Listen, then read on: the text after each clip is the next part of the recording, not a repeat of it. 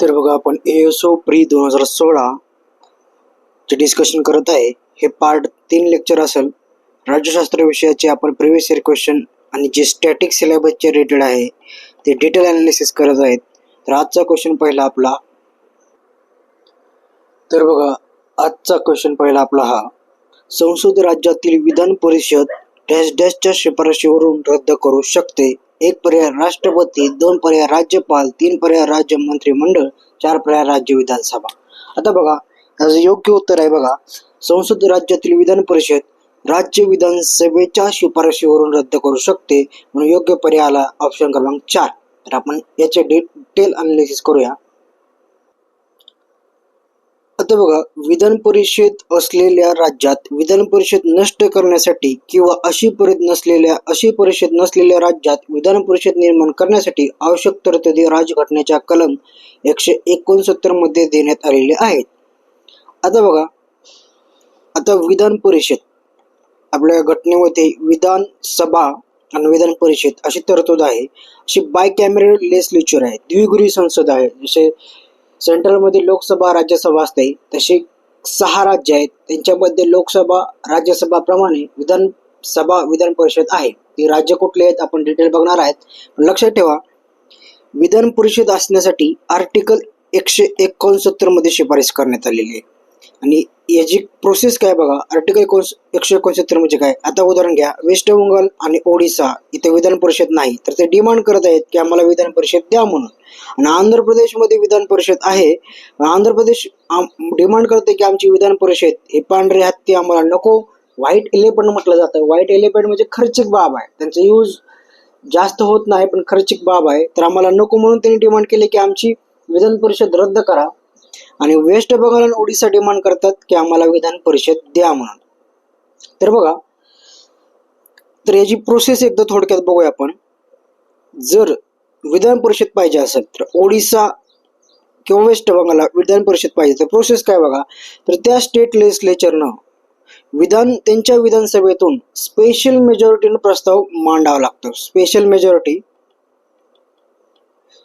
मेजॉरिटीनं ते प्रस्ताव मांडायचा. जसं ओडिसा आहे, ओडिसा त्यांच्या विधानसभेमध्ये स्पेशल मेजॉरिटी आर्टिकल 169 नुसार प्रस्ताव मांडेल आणि तो प्रस्ताव पार्लिमेंटकडे जाईल. आणि पार्लिमेंट जर ओडिसाला विधान परिषद द्यायची असेल तर पार्लिमेंटच्या सिंपल मेजॉरिटीने तो प्रस्ताव पास होईल आणि ओडिसाला विधान परिषद देण्यात येईल. पण लक्षात ठेवा ही घटना दुरुस्ती सिंपल मेजॉरिटीने केली जाते पार्लिमेंटच्या, त्यामुळे आर्टिकल 368च्या अंडर येत नाही. कारण आपण बघितले आर्टिकल 368 मध्ये 2 स्पेशल मेजॉरिटी आहेत. एक special majority of 2/3 present and voting आणि मोर दॅन 50%. तर दुसरी मेजॉरिटी आहे 2/3 of present and voting of the Lok Sabha और Rajya Sabha plus half ratification of state.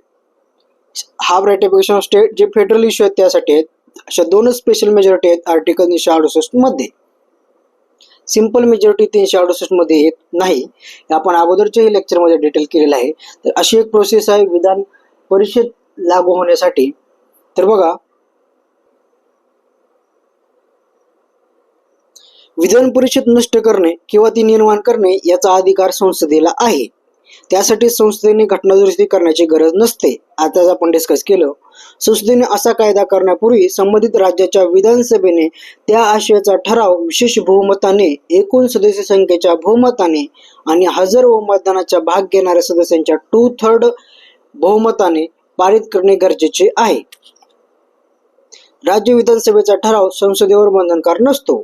लक्षात ठेवा राज्य विधानसभेचा ठराव संसदेवर बंधनकारक नसतो, मात्र राज्य विधानसभेच्या ठरावाविना संसद संबंधित कायदा करू शकत नाही. तर लक्षात ठेवा पहिल्यांदा राज्य विधानसभाने special majority of 2/3 of present वोटिंगनं हा ठराव पास करून पार्लिमेंटला द्यायची गरज आहे. आणि पार्लिमेंट वर हा ठराव बंधनकारक नाही. तसेच पार्लिमेंट त्यांच्या सिंपल मेजॉरिटीनं राज्याला विधान परिषद देऊ शकते. त्याला आर्टिकल 368 चा काही संबंध येत नाही. घटना दुरुस्ती करायची गरज नाही. तर बघा संसदेने पारित केलेल्या अशा कायद्यात त्या कायद्याच्या तरतुदीची अंमलबजावणी करण्यासाठी आवश्यक घटनादुरुस्ती तरतुदी अंतर्भूत असाव्यात. म्हणजेच कलम 168 मधून त्या राज्याचे नाव वगळण्याची किंवा त्यात समाविष्ट करण्याची तरतूद त्या संसदीय कायद्यातच असावी. अशा संसदीय कायद्याने घटनेत केलेला बदल 368च्या प्रयोजनार्थ घटनादुरुस्ती असल्याचे मानले जात नाही, कारण ते पार्लिमेंटच्या सिंपल मेजॉरिटी चेंज केले जाते आणि पार्लिमेंटची सिंपल मेजॉरिटी ही आर्टिकल 368 मध्ये येत नाही. आपण घटनादुरुस्ती चॅप्टरची समरी अगोदरच्या लेक्चरमध्ये पाहिलेले आहे की पार्ट 20 मध्ये घटनादुरुस्ती आहे आणि घटनादुरुस्ती आपण साऊथ आफ्रिकेकडून घेतलेली आहे. तर आपण डिटेल बघूया थोडक्यात. आता बघा, आपण ह्या द्विगुरी संसदचा बायकॅमरल लेजिस्लेचरची हिस्ट्री बघूया. आपण 2 संसद आपल्या ब्रिटिशांनी कधी आणली होती, तर हिस्टॉरिकल बॅकग्राऊंड बघतो आपण. बघा, 1919चा मॉन्टेग्यू चेम्सफोर्ड रिफॉर्म ऍक्ट आला होता. मॉन्टेग्यू भारत मंत्री, चेम्सफोर्ड व्हाईसरॉय होता. त्याने गव्हर्नमेंट ऑफ इंडिया ऍक्ट 1919 आला आणि त्याने काय केलं बघा, it introduce for first time, पहिल्यांदा त्यांनी बायकॅमरलिझम ऍट सेंटर आणलं. द्विगृही संसद आणली. कुठं? सेंट्रल मध्ये. अप्पर हाऊस म्हणजे राज्यसभा, लोअर हाऊस म्हणजे लोकसभा, असं एक बायकॅमरलिझम ऍट सेंटर आणलं 1919च्या कायद्याने आणि डायरेक्ट इलेक्शन आणली. आपल्याला बघा, अगोदरच्या लेक्चरमध्ये आपण पाहिलेलं आहे इलेक्शन प्रोव्हिजन कसे आले आपल्याकडे.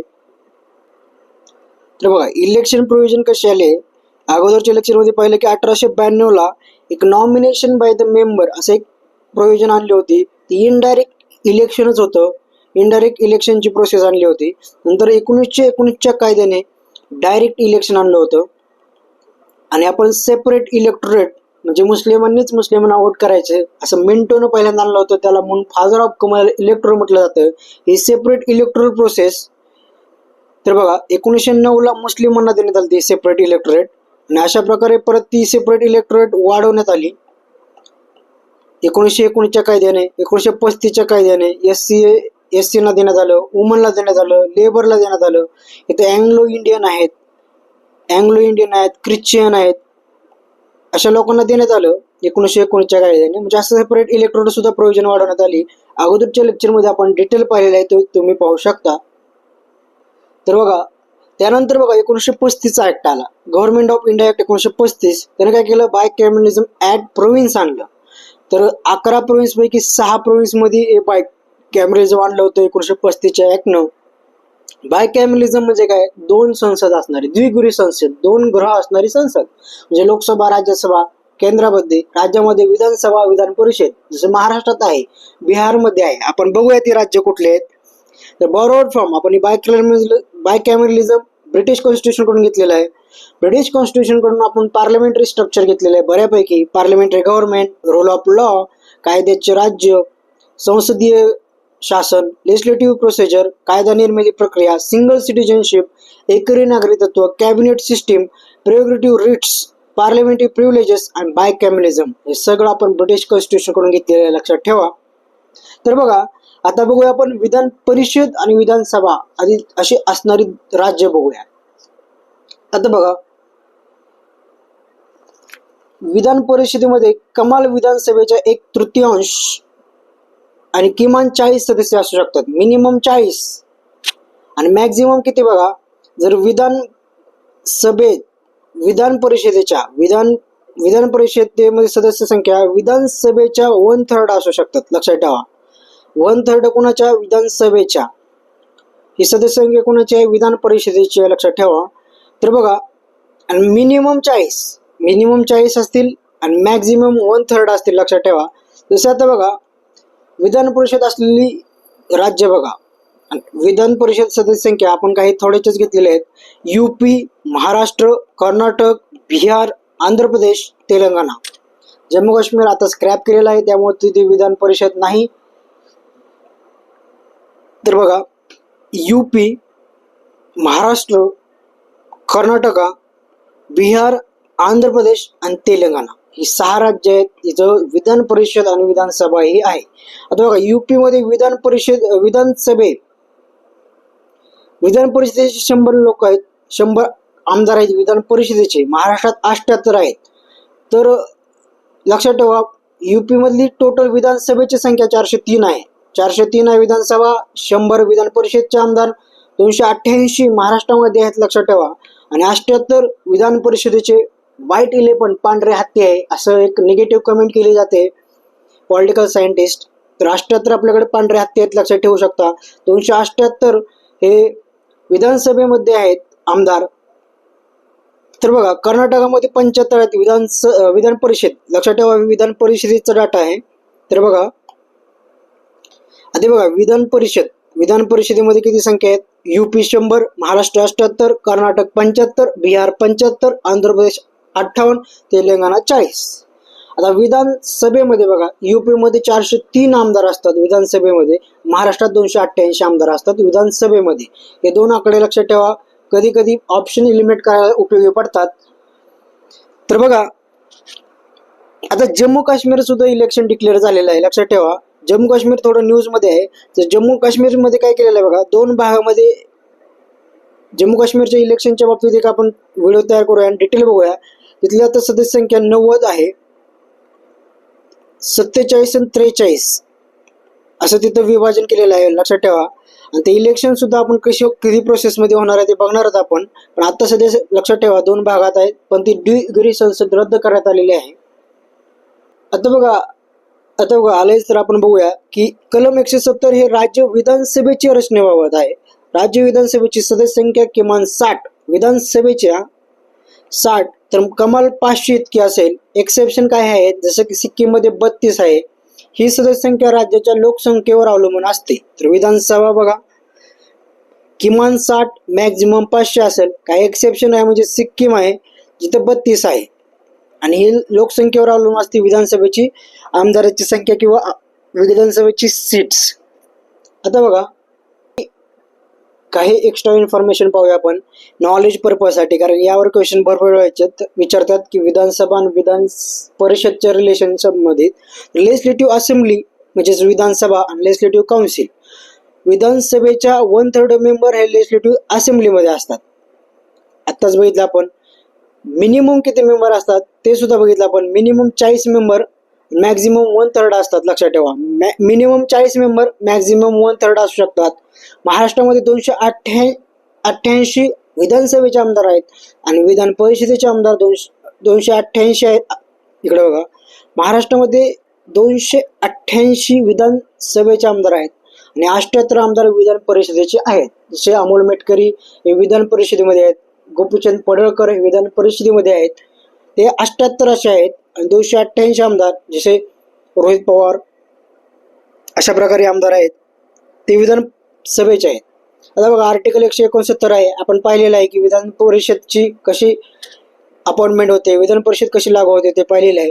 आता बघा विधान परिषदचं जे स्टेटस आहे ना आपल्या घटनेमध्ये, विधान परिषद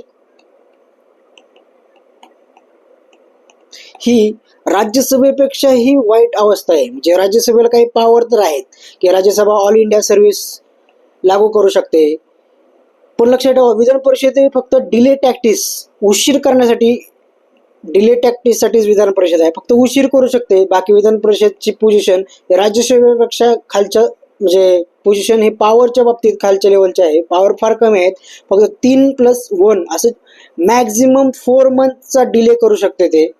तर बघा जसे की आता बघा मनी बिल आहे, मनी bill Vidhan Parishad can't reject करू शकत नाही. सजेशन देऊ शकते, अमेंडमेंट हे करू शकत नाही. जॉईंट सिटिंग नसते विधानसभा विधान परिषदची.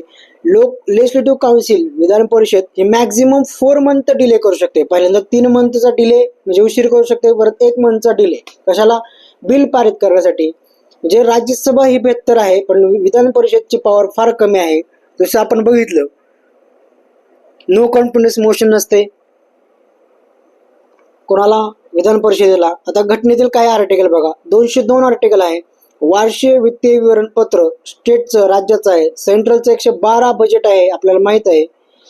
आता बघा गव्हर्नर बजेट स्टेटमध्ये, प्रेसिडेंटची रिस्पॉन्सिबिलिटी बजेट पार्लमेंटमध्ये. जरी फायनान्स मिनिस्टर बजेट मांडत असेल तरी प्रेसिडेंटची बजेटची रिस्पॉन्सिबिलिटी असते आणि गव्हर्नरची राज्यामध्ये रिस्पॉन्सिबिलिटी असते. आता बघा विधानसभा पहिला तास 1 तास क्वेश्चनवरचा असतो, प्रश्नोत्तराचा तास असतो. विधानसभेच्या कामकाजाचे वेळापत्रकानुसार ठरवून दिलेल्या दिवशी संबंधित विषयाचे प्रश्न विचारले जातात. असे प्रश्न विचारण्यापूर्वी अध्यक्षाची पूर्व परवानगी घ्यावी लागते व त्यानंतरच असे प्रश्न विचारता येतात.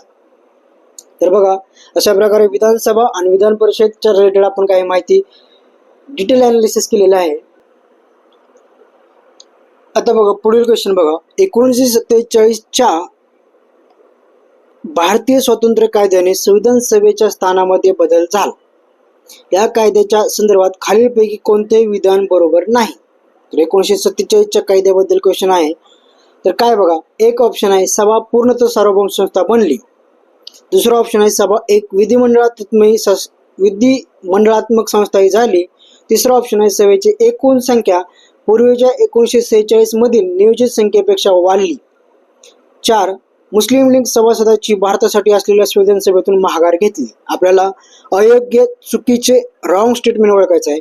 तर बघा, रॉंग स्टेटमेंट आहे सभेची एकूण संख्या पूर्वीच्या 1946च्या मधील नियोजित संख्येपेक्षा वाढली नाही तर ती घटली, कारण काही मेंबर हे पाकिस्तानामध्ये गेल्यामुळे त्यांची वेगळी असेंब्ली झाली. तर बघा, बरोबर स्टेटमेंट बघा ते पुढे यूज होतात, त्यावर क्वेश्चन येऊ शकतो. तर बघा, 1947च्या भारतीय स्वातंत्र्य कायद्याने संविधान सभेच्या स्थानामध्ये बदल झाला. तर विधाने बरोबर बघा, आता सभा पूर्णतः सार्वभौम संस्था बनली, बरोबर आहे. सभा एक विधिमंडळात्मक संस्था झाली, बरोबर आहे. सभेची एकूण संख्या पूर्वीच्या 1946च्या मधील नियोजित संख्येपेक्षा घटली, लक्षात ठेवा. मुस्लिम लीग सभासदांनी भारतासाठी असलेल्या संविधान सभेतून माघार घेतली. तर हे असे 3 स्टेटमेंट बरोबर आहेत. आपण हे चेंज केलेले आहे स्टेटमेंट, ते सुद्धा बरोबर ठरतंय, घटली आहे. तर आपण डिटेल बघूया. तर बघा, आपण काय करूया, इंडियन इंडिपेंडन्स ऍक्ट महत्वाचे फीचर आपण डिस्कस करूया. तर बघा, इंडियन इंडिपेंडन्स ऍक्ट 1947 स्वतंत्र भारतासाठी कायदा होता. Based on Mountbatten plan, त्याला पार्टिशन प्लॅन म्हटलं जातं, त्याला 3 जूनचा प्लॅन म्हटलं जातं. 3 जून 1947चा प्लॅन होता.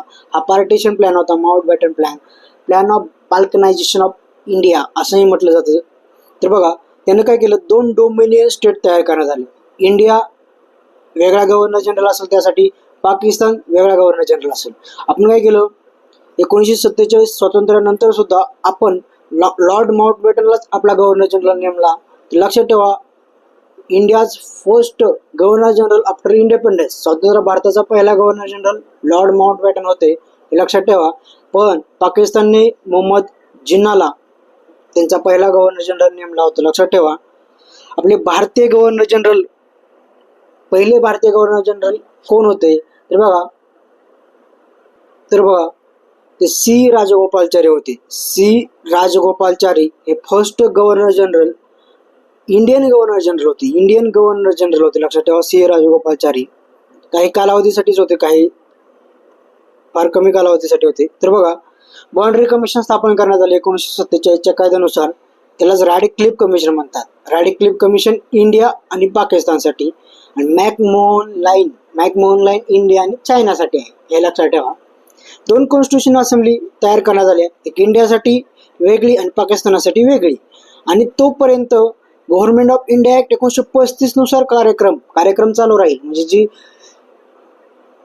या दरम्यान 1947 नंतर ही घटना समिती तयार होऊन कायदा करेपर्यंत 1935च्या ऍक्ट नुसार कार्यक्रम चालू राहील. व्यवस्था हे 1935च्या ऍक्ट नुसार कार्यान्वित होईल, असं सांगण्यात आलं इंडियन इंडिपेंडन्स ऍक्ट 1947 मध्ये.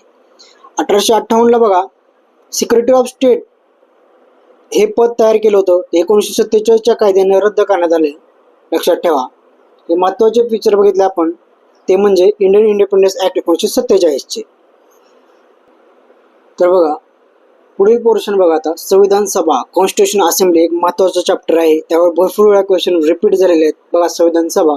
तर बघा, 1934ला आपण हिस्टॉरिकल बॅकग्राऊंड बघत आहे. संविधान सभा सुरुवात होण्यासाठी हिस्टॉरिकल इन्सिडेंट काय आहे, क्रोनॉलॉजी समजे. बघा, 1934ला आयडिया ऑफ कॉन्स्टिट्यूशन असेंब्ली, संविधान सभा भारतासाठी असावी असं मान्यवंतर रॉय यांना वाटलं. मान्यवंतर रॉय एक आयडियलिस्टिक माणूस होते. रॅडिकल डेमोक्रेटिक पार्टी त्यांनी स्थापन केली. कम्युनिस्ट मध्ये होते, मार्क्सिस्ट होते. नंतर ते गांधीजींना क्रिटिसाइज केले, परत गांधी सोबत बी काही म्हणजे गांधीवादी बी बनले. अशा प्रकारे त्यांची मुवमेंट होती, आयडियलिस्टिक मुवमेंट होती त्यांची. रॅडिकल ह्युमॅनिस्ट झाले, परत रॅडिकल पार्टी काढली त्यांनी. इंडियन ट्रान्झिशन असे वगैरे त्यांचे बुक आहेत. डिटेल आपण परत बघूच. तर बघा 1934ला मानवेंद्रनाथ रॉय जे communist party of India found केले होते त्यांनी. त्यानंतर 1935ला इंडियन नॅशनल काँग्रेसने ऑफिशियली डिमांडेड घटना समिती. तर घटना समिती असायला पाहिजे, कॉन्स्टिट्यूशन असेंब्ली असायला पाहिजे अशी 1935 मध्ये डिमांड केली. 1938 मध्ये Jawaharlal Nehru sed the constitution of free India must be frame without outside interference. तर बघा आता बघा काय झालं होतं. तर बघा लॉर्ड बर्कनहेड म्हणून आहे. त्या लॉर्ड बर्कनहेडनं काय केलं, इंडियन लोकांना चॅलेंज केलं. सिक्युरिटी ऑफ स्टेट होता तो. सिक्युरिटी ऑफ स्टेट होता कोण, लॉर्ड बर्कनहेड. याने काय केलं की तुम्ही भारतीय एकत्र होऊ शकत नाही आणि तुम्ही स्वतःची कॉन्स्टिट्यूशन किंवा घटना तयार करू शकत नाही असं चॅलेंज केलं होतं लॉर्ड बर्कनहेड यांनी. पण ते चॅलेंज आपल्या भारतीयांनी स्वीकारलं होतं आणि मोतीलाल नेहरू यांची नेहरू कमिटी 1928 मध्ये नेहरू कमिटीने पहिल्यांदा कॉन्स्टिट्यूशन तयार करण्याचा प्रयत्न केला होता आणि त्यांनी कॉन्स्टिट्यूशन फंडामेंटल राईट्स सहित मायनॉरिटी राईट्स सहित कॉन्स्टिट्यूशनचे काही प्रिन्सिपल तयार करण्यात आले होते. म्हणजे त्यांनी ह्या चॅलेंज ॲक्सेप्ट केले होते आणि तेही पूर्ण केले होते, लक्षात ठेवा. तर बघा लॉर्ड बर्कनहेड लक्षात ठेवा. तर बघा काय झालं, मग जवाहरलाल नेहरू म्हटले की आम्ही कॉन्स्टिट्यूशन आम्ही स्वतः भारतीय आम्ही तयार करू, आम्हाला आउटसाइड इंटरफरन्स काय गरजेचं नाही, दुसरी आम्हाला शिकवण्याची गरज नाही. 1946च्या कॅबिनेट मिशन प्लॅननुसार कॉन्स्टिट्यूशन असेंब्ली स्थापन करण्यात आली. आता बघा पहिली बैठक कधी झाली होती कॉन्स्टिट्यूशन असेंब्लीची, 9 डिसेंबर 1946ला. आता बघा पहिली बैठक फार महत्त्वाची आहे. काय होतं माहिती आहे का, पहिल्या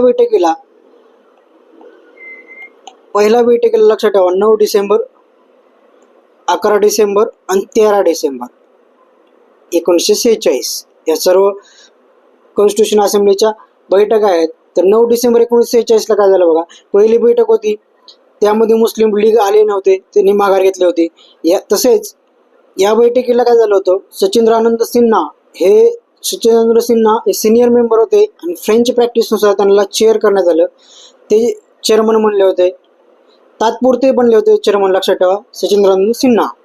परत 11 डिसेंबरला बैठक झाली. त्या बैठकीमध्ये काय झालं बघा, तर राजेंद्र प्रसाद यांना कायमस्वरूपी कॉन्स्टिट्यूशन असेंब्लीचे चेअरमन बनवण्यात आले. आणि 13 डिसेंबर 1946ला ऑब्जेक्टिव्ह रिझोल्युशन मांडले, ते जवाहरलाल नेहरूंनी मांडले होते. ते परत 22 जुलै 1947ला घटना समितीने ॲक्सेप्ट केले होते. ते प्रिॲम्बल म्हणजेच ऑब्जेक्टिव्ह रिझोल्युशन, उद्दिष्टाचा ठराव म्हणजे आत्ताची सध्याची प्रिॲम्बल, त्याची एडिशन आहे, लक्षात ठेवा. तर बघा 11 सेशन झाले होते घटना समितीची किंवा संविधान सभेसाठी. काही रिपीट होते कारण ते महत्त्वाचे पॉईंट आहेत. वेगवेगळ्या सोर्सेसमधून, विकिपीडिया, काही न्यूज यामधून, करंट अपडेट अशा गोष्टीतून कलेक्ट केलेलं आहे. त्यामुळे रिपीट काही पॉईंट्स होत असेल तर लक्षात ठेवा, ते महत्त्वाचे आहेत. 11 सेशन झाले होते. 11वे सेशन हे 14 ते 26 नोव्हेंबर 1949ला झाले होते. ही 26 नोव्हेंबर 1949 ही प्रिॲम्बल मध्ये डेट मेन्शन आहे. संविधान स्वीकारलेली डेट आहे, त्यालाच आपण बघा 26 नोव्हेंबर हा दिवस आपण संविधान दिन म्हणून साजरा करतो. 26 नोव्हेंबर हा दिवस आपण संविधान दिन म्हणून साजरा करतो, लक्षात ठेवा. ह्या दिवशी आपण संविधान स्वीकारले होते 26 नोव्हेंबर 1949ला आणि 26 जानेवारी 1950ला आपण date of commencement of Indian constitution झालेलं आहे. सिटिझनशिप चॅप्टरमध्ये सुद्धा आपण समरी करताना 26 जानेवारी 1950 डेट आहे की ह्या दिवसापासून आपण पूर्ण संविधान पूर्णपणे अंमलात आणलेलं आहे. डेट ऑफ इन्फोर्समेंट झालेलं आहे, पूर्णपणे अंमलात आणलेलं आहे. ते डेट 26 जानेवारी 1950 आहे. तर बघा 11 डिसेंबर 1946 राजेंद्र प्रसाद कायमस्वरूपी अध्यक्ष बनले, आपण पाहिले. 13 डिसेंबर 1946 ऑब्जेक्टिव्ह रिझोल्युशन मांडलेले आहे जवाहरलाल नेहरूंनी. ते परत 22 जानेवारी 1947ला ॲक्सेप्ट करण्यात आले. 22 जुलै 1947ला ते ॲक्सेप्ट करण्यात आले. ते प्रिॲम्बल म्हणून स्वीकारण्यात आले. इथं जरा प्रॉब्लेम झाला होता. तर बघा प्रिॲम्बल आपण ऑब्जेक्टिव्ह रिझोल्युशन 13 डिसेंबर 1946ला हा ठराव मांडला होता, जवाहरलाल नेहरू यांनी मांडला ऑब्जेक्टिव्ह रिझोल्युशन. त्याचं मॉडिफाईड एडिशन, त्याची आवृत्ती म्हणजेच प्रिॲम्बल आहे, जी 22 जानेवारी 1947ला ॲक्सेप्ट करण्यात आली. चुकून माझ्याकडून 22 जुलै झाले होते. तर बघा तर लक्षात ठेवा 22 जानेवारी 1947ला ॲक्सेप्ट करण्यात आले होते, लक्षात ठेवा. 22 जानेवारी आहे, जुलै नाही. जुलै नाही, जानेवारी आहे. आता बघा, strength of constitution assembly 389 member होते, लक्षात ठेवा. हे बिफोर पार्टिशन आहे, before partition after partition. 389 member होते कॉन्स्टिट्यूशन असेंब्लीमध्ये. त्यामध्ये बघा 296 मेंबर हे ब्रिटिश इंडियामध्ये होते, जे इलेक्टेड होते. 296 मेंबर ब्रिटिश इंडियामध्ये. 93 मेंबर हे प्रिन्सली स्टेट मधले होते. प्रिन्सली स्टेट मधले मेंबर नॉमिनेटेड होते, लक्षात ठेवा. तर लक्षात ठेवा, कॉन्स्टिट्यूशन असेंब्लीमध्ये संविधान सभा ही मर्यादित लोकांकडून अप्रत्यक्षरित्या निवडण्यात आलेली एक संस्था होती. हे महत्वाची लाईन आहे, लक्षात ठेवा. त्यावर भरपूर क्वेश्चन विचारतात. तर कॉन्स्टिट्यूशन असेंब्ली ही पार्टली इलेक्टेड होते, जे ब्रिटिश इंडियामधले लोक होते ते इलेक्टेड होते. पार्टली नॉमिनेटेड होते, जे प्रिन्सली स्टेटमधले लोक होते ते नॉमिनेशन केलं होतं तिथल्या प्रिन्सली राजाने. तर लक्षात ठेवा, 93 आणि 296 ब्रिटिश इंडिया, 296, 93 प्रिन्सली स्टेट. आता 296 मध्ये बघा 292 हे 11 गव्हर्नरचे प्रोव्हिन्स होते, त्यातील होते 11 गव्हर्नर प्रोव्हिन्स मधले 292 सदस्य होते. राहिलेले 4 हे चीफ कमिशनर्स प्रोव्हिन्स होते. चीफ कमिशनर प्रोव्हिन्स मधले 4 लोक होते, लक्षात ठेवा. त्याचे 4 चीफ कमिशनर प्रोव्हिन्स कुठले होते बघा, ABCD लक्षात ठेवू शकता. ABCD ही 4 चीफ कमिशनर प्रोव्हिन्स होते. Ajmer Mewar, British Balochistan, C for Coorg, D for Delhi. तर असे 4 चीफ कमिशनर प्रोव्हिन्स मधले लोक होते. 292 11 गव्हर्नर प्रोव्हिन्स होते, त्यातले होते असे 292 प्लस हे 4 296 हे ब्रिटिश इंडियामधले होते. बाकीचे 93 प्रिन्सली स्टेट मधले होते. असे 389 सदस्य होते. तर बघा, आफ्टर पार्टिशन नंतर काय झालं, काही सदस्य कॉन्स्टिट्यूशन असेंब्ली ऑफ पाकिस्तानमध्ये गेली 1947 नंतर. तर 90 मेंबरचा फरक येतो. 389 मधून 90 मेंबर गेले, 299 मेंबर राहिले आपल्याकडे. 299 पैकी 229 हे प्रोव्हिन्सचे होते आणि 70 मेंबर हे प्रिन्सली स्टेटचे होते, लक्षात ठेवा. 229 ब्रिटिश प्रोव्हिन्स किंवा प्रोव्हिन्स म्हणू शकता आणि 70 मेंबर प्रिन्सली स्टेटचे होते.